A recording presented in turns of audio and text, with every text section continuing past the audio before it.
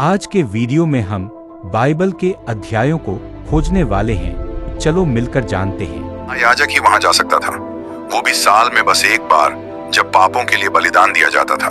लेकिन अब यीशु की मौत के बाद सबके लिए परमेश्वर तक जाने का रास्ता खुल गया। इब्रानियों 10:19 से 20 में लिखा है, अब हम यीशु के लहू की वजह से निडर होकर परमेश्वर के सामने जा सकते हैं। उसने अपने शरीर के द्वारा हमारे लिए नया और जिंदा रास्ता खोला है। जो भूकंप आया था वो कोई साधारण भूकंप नहीं था। स्वर्गदूत जानते थे कि ये पिता ने अपने बेटे की मौत पर सीधा जवाब दिया था। चट्टानें फट गईं, जैसा पुराने वचन में बताया गया था।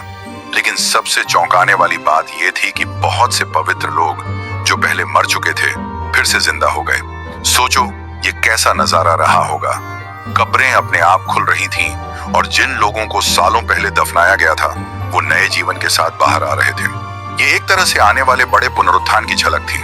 जो पवित्र लोग दोबारा जिंदा हुए थे वो बाद में यरूशलेम गए और बहुत लोगों को दिखे। आयत 53 में यही लिखा है, शायद स्वर्गदूत उनके साथ थे, उन्हें रास्ता दिखा रहे थे और समझा रहे थे कि उनके साथ क्या हुआ और वो दोबारा क्यों जिंदा किए गए। अब उस रोमी सूबेदार की बात करते हैं जो क्रूस पर चढ़ाने की जिम्मेदारी में था। मत्ती 27:54 में लिखा है, जब सूबेदार और उसके साथ के सिपाहियों ने भूकंप और बाकी सब होता हुआ देखा तो वे डर गए और बोले, सच में ये परमेश्वर का बेटा था। सोचो, एक रोमी सैनिक जो रोज क्रूस पर चढ़ाने और मौत देखने का आदी था, वो भी यीशु को पहचान गया, सिर्फ इसलिए क्योंकि उसने देखा कि यीशु कैसे मरा और उसके बाद क्या क्या हुआ। स्वर्गदूतों ने उस पल क्रूस की असली ताकत अपनी आंखों से देखी। कैसे वो एक इंसान का दिल बदल सकती है, वो भी उसी समय। उधर जो धर्म के नेता थे जो खुद यीशु की मौत चाहते थे, अब डर में थे, क्योंकि जो निशान हुए थे उन्हें अब झूठ या इत्तेफाक नहीं कहा जा सकता था। शायद उनमें से कुछ को याद आया होगा जब यीशु ने कहा था, इस मंदिर को गिरा दो और मैं इसे 3 दिन में फिर खड़ा कर दूंगा। इसी बीच अरिमथिया का यूसुफ, जो पहले चुपचाप यीशु को मानता था, आखिर हिम्मत दिखाता है। मरकुस 15:43 बताता है कि यूसुफ, जो सभा का बड़ा और सम्मानित आदमी था और खुद भी परमेश्वर के राज्य का इंतजार कर रहा था, सीधे पिलातुस के पास गया और यीशु के शरीर की मांग की।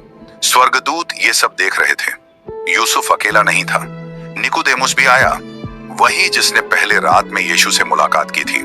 यूहन्ना 19:39 के अनुसार वो करीब 100 पाउंड खुशबूदार मसाले लेकर आया, जैसे गंधरस और एलो। ये कोई आम मात्रा नहीं थी। इतना सामान सिर्फ किसी राजा को दफनाने में लगाया जाता था। उन्होंने यीशु के शरीर को कपड़े की पट्टियों में लपेटा और मसालों के साथ दफन करने की तैयारी की। यूहन्ना 19:40।